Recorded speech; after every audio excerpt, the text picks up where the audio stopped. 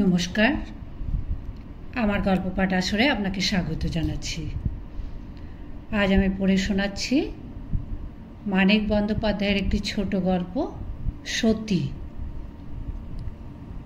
রাস্তার ধারে একটা লোক মরে পড়ে আছে। আগের দিন পাড়ায় কেউ তাকে মরার আয়োজন করতে দেখেনি। তীর্থগামিনী পিসিকে হাওড়া স্টেশনে গাড়িতে তুলে দিয়ে প্রায় রাত 11টার সময় নরেশ বোধহয় শেষ বাসেই রাস্তায় প্রায় ওইখানটাতেই নেমেছিল। সে নাকি পাড়ার চেনা ঘেউ কুকুরটাকে ঠিক ওইখানে ধাবায় মুখ গুঁজে পড়ে থাকতে দেখেছিল। তাকে বাস থেকে নামতে দেখে কুকুরটা অতি কষ্টে উঠে এসে দাঁড়িয়ে ল্যাজ নেড়েছিল। নরেশের বড় ভয় হয়েছিল কুকুরটা পাছে কামড়ে দেয়। কাজেই সিদ্ধান্ত করা যায় যে রাত 11টার আগে লোকটা ঘেউ কুকুরটার জায়গায় বেদখল করে চিত হয়ে শুয়ে মরেনি। শেয়াল কুকুর ছাড়া রাত্রিবেলায় কেউ তাকে মরতেও দেখেনি। ভোরে উঠে দেখা গেল রাত্রে কোথা থেকে এসে এইখানে শুয়ে মরেছে, কাউকে না জানিয়ে, চুপি চুপি, একা, জগতে এতটুকু অশান্তি সৃষ্টি না করে। কোমরে এক ফালি ন্যাকড়া জড়ানো, মরেও লজ্জা বজায় রেখেছে, অথবা বলা যায় লজ্জা বজায় রেখে মরেছে। দেহটা অত্যধিক শীর্ণ শুকনো, যাকে বলে কঙ্কালসার। মাথায় একরাশি ধুলোয় মলিন রুক্ষ চুল, মুখে ইঞ্চিখানে গোঁপ দাড়ি গজিয়েছে। ভাব দেখে অনুমান করা যায় যে লোকটা এককালে চুলও ছাড়ত, তারই গোঁফও কামাতো। 2-3 মাস সেটা বাদ গেছে। গলায় সুতো দিয়ে ঝোলানো আস্ত সুপারির মতো কালো কাঠের সুন্দর বৈষ্ণবী খোলের মাদুলিরূপী নিদানটি পাঁজরের ওপর পড়ে আছে। বাঁ হাতের কনুয়ে 3টি মাদুলি, মানুষকে যা রোগ, দুঃখ, বিপদ আপদ থেকে ত্রাণ করে, গরিবকে বড়লোকও করে। ভূতনাথ বলে, রোগে মরেছে মনে হয় না। রোগে এমন চেহারা হলে আর উঠে আসতে হতো না, যেখানে শুয়েছিল সেখানেই মরত। অভয় বলে, রোগে না মরলেও রোগেই মরেছে। যা ভাবছ তা চলবে না। এ দেশে বাবা না খেয়ে কারো মরা বারণ। আমেরিকার গম আসছে, 2-4 মণ এসেও গেছে। বিমল বলে, না খেয়ে কেউ মরেও না। যেই মরুক মরবার আগে হার্ট ফেল করে মরে। হার্ট ফেল করে মরা ছাড়া গতি নেই মানুষের। তোমরা বলবে স্টারভেশন। শচীন বলে, না বলাই উচিত। দেশের একটা মান সম্মান আছে তো, অন্য দেশে শুনলে ভাববে কি? নরেশ ছেলে মানুষ, একটু ভাবপ্রবণ। কেউ মরেছে শুনলেই তার কষ্ট হয়। নিজের চোখে মরণ দেখলে তো কথাই নেই। সে বিরস বিষণ্ণ মুখে বলল, খুন টুন হয়নি তো? খুন হয়েছে বই কি, নইলে জোয়ান বয়সে মানুষটা মরে? ছোড়া টোড়া মেরে নয় না, তাহলে রক্ত পড়ত, বিষ টিষ খাইয়েছে। আরে বোকা, বিষ হোক, কিছু খেতে পেলে কি মরত? অল্পে অল্পে বেলা বাড়ে। রেশন আনা, বাজার করা, ওষুধ কেনা ছাড়াও 1000টা কাজে মানুষ এদিক ওদিক যায় আসে। রাস্তায় লোক চলাচল বাড়ে। বাস, লরি, মোটর গাড়ির হর্নের আওয়াজ অবিরাম হয়ে ওঠে। লোকে চোখ তুলে মৃতদেহটার দিকে তাকায়, কেউ একটু দাঁড়ায়। কাছাকাছি কয়েকজন যারা দাঁড়িয়ে আছে তাদের প্রশ্ন করে। কেউ তাকাতে তাকাতেই চলে যায়। সময় নেই, উপায় নেই, স্পৃহাও নেই। এক মুহূর্ত দাঁড়ালে হয়তো ফসকে যাবে আজও লাইনে দাঁড়িয়ে কয়েক ঘন্টা ধর্ণা দিয়ে জরুরি দরকারি জিনিসটা পাওয়া। হয়তো লেট হয়ে যাবে কাজে। অর্ধপুষ্ট অপুষ্ট শরীরে আর টানা যায় না বাঁচার লড়াই। খিদেই ক্লান্তিতে ঘোলাটে মনের আকাশে দুর্ভাবনার মেঘ কেটে গেছে সব কৌতূহল আর শ্মশান বৈরাগ্যের ব্যথা বোধ। খেদের অবিরাম বিদ্যুৎ ঝলকানিতে জ্বলে গেছে চাক্ষুষ মরণকেও খাতির করার স্বাদ।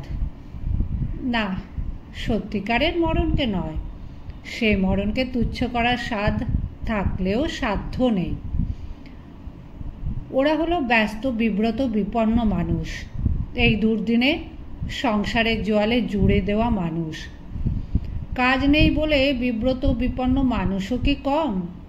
ভিড় তাই জমে, মুখে আহা বলে খুব কম লোকে। হৃদয়গুলি উদাসীন হয়ে গেছে বলে নয়, এরকম মরণ দেখে সহানুভূতি কি আর থাকে? অসহানুভূতি একটা গভীর বিরাগের রূপ নিয়ে ভেতরটা ঘুঁটে দেয়। রেশনের দোকানে আজ অসম্ভব ভিড়। নতুন হপ্তা আজ শুরু হলো। রেশন নিয়ে গেলে তবে অনেকের বাড়িতে আজ হাঁড়ি চড়বে, নইলে 5 শিকেশের চাল কেনা, নয়তো উপোস দেওয়া। মাসের এই শেষ সপ্তাহে রেশন ছাড়া কজনেরই গত্যন্তর আছে? ঘড়ি আর ভিড়ের দিকে তাকালে ভরসা কমে আসে। মরাটার জন্যই যথাস্থানে খবর পাঠাবার ব্যবস্থা করতে দেরি হয়ে গেছে দীননাথ আর অভয়ের। মানুষটা এসে মরেছে একেবারে বাড়ির সামনে। ভাত খেয়ে আজ আপিস যাওয়া ঘটবে কি অভয়? দেখা যাক। লাইন দিতে হয় না। দোকানের টেবিলে কার্ডগুলি পরপর ঘাড়ে চেপে লাইন দেওয়ার প্রতীক হয়ে স্তূপ হয়েছে। রেশন কার্ডে অদৃশ্য নারীর সুতোয় এঁটে বাঁধা মানুষগুলি এলোমেলোভাবে জড়িয়ে দাঁড়িয়ে জটলা করতে পারে। তবে নিরুপায় হয়ে শুধু জটলা করাই সার। আশ্বিনের সকালের উজ্জ্বল মধুর আকাশ, বাতাস, প্রাণ কেন শারদ উৎসবের ছোঁয়াচ আঁচ করতে পারে না কে জানে। দেখা যায় ছেলেকোলে একটি বউ এগিয়ে আসছে ক্লান্ত মন্থর পায়। খানিক এগিয়ে থেমে দাঁড়িয়ে কি যেন বলছে পথের ধারে দোকান অথবা বাড়ির মানুষকে। পরনের কাপড়খানা দেখে তফাৎ থেকে ভিখারিনী মনে হয় না। রেশনের দোকানের সামনে এলে দেখা যায় ছেঁড়া আর ময়লা হলেও পরনে তার তাঁতে রঙিন শাড়ি। বিবর্ণ বিশীর্ণ মুখে কোটরে বসা চোখ, তেলের অভাবে একরাশি ঘন চুল জট বাঁধছে। শুকিয়ে আমসে বনে গেছে কোলের বছর দেড়েকের উল্লঙ্গ ছেলেটা, যেন নেশার ঘোরে ঢুলু ঢুলু চোখে চেয়ে আছে বড় মানুষদের ভিড়টার দিকে। পৃথিবীতে নবাগত শিশু, খিদে পেলেই চেঁচিয়ে চারিদিক মাত করার অধিকার সে যেন ত্যাগ করেছে। খিদেই খিদেই ঝিমিয়ে গিয়ে খিদের নেশায় ধুঁকবার অধিকার পেয়ে। এদিকে একটা মানুষকে দেখেছ বাবুরা? পাগলের মতো দেখতে, কোমরে একটা কানি জড়িয়েছে, খুব চুলদারি হয়েছে। দেখেছ মোর স্বামীকে? স্বামী আর সিঁদুর কিনা একাকার সবার চেতনায়। তাই প্রথমেই স্বামীদের মনে হয় যে বউটার কপালে আর সিঁথিতে যা লেপা আছে তা আসল সিঁদুর নয়। দেখলেই বোঝা যায় যে জল দিয়ে সানে পোড়া ইট ঘষে সিঁদুর বানিয়েছে। এই সিঁদুর সিঁথিতে যতটা পারে গাদা করে চাপিয়েছে। কপালের ফোঁটাটা করেছে মস্ত। তাকালেই যেন লোকে বুঝতে পারে যে সে বউ, গেরস্থ ঘরের বউ। ভূতনাথ ভাবে, হায় রে, শহরে বিজ্ঞানের এত চোখ ঝলসানো বিজ্ঞাপন, শহরে এসে তোকে ইটের গুঁড়ো দিয়ে নিজের গায়ে এই বিজ্ঞাপন আঁটতে হয়। একজন বলে, কোন দিকে গেছে? স্বামীকে কোথায় খুঁজে বেড়াবে? এদিকে কাছে কোথা আছে? না খেয়ে ধুঁকছে মানুষটা। দূরে কোথা যাবে বাবু? যাওয়ার সাধ্যই পাবে কোথা? সেও ধুঁকতে ধুঁকতেই কথা বলে, প্রাণহীন স্তিমিত চোখে তাকায়। তোমার ঘর কোথা? সে অনেক দূর গায়। মানুষটারে দেখোনি বাবু কেউ? ভূতনাথ বলে, এগিয়ে দেখো তো, জলের কলটার কাছে সাদা বাড়ির সামনে ওরকম একজন শুয়ে আছে দেখলাম যেন। শুয়ে আছে? না বাবু, শুয়ে আছে না বসে আছে কি করে বলবো বলো? মরে যায়নি, শুধু শুয়ে আছে। না বাবু। নরেশের সর্বাঙ্গে কাঁটা দেয়। কাঁদো কাঁদো মুখে সে বলে, তুমি আমার সাথে এসো, ও বোধহয় অন্য লোক। নরেশদের বাড়িটা পড়বে আগে, মরার কাছে পৌঁছবার আগে। পাশের একটা গলির মধ্যে ঢুকেই তাদের বাড়ি। নরেশ ভাবে আগে বাড়িতে নিয়ে একে কিছু খেতে দেবে কি, বাচ্চাটাকে একটু দুধ সে খাওয়াবেই। সেজন্য বাড়ির লোকের সঙ্গে মারামারি করতে হলে মারামারি করবে। কোনো প্রশ্ন করে না কেন বউটা?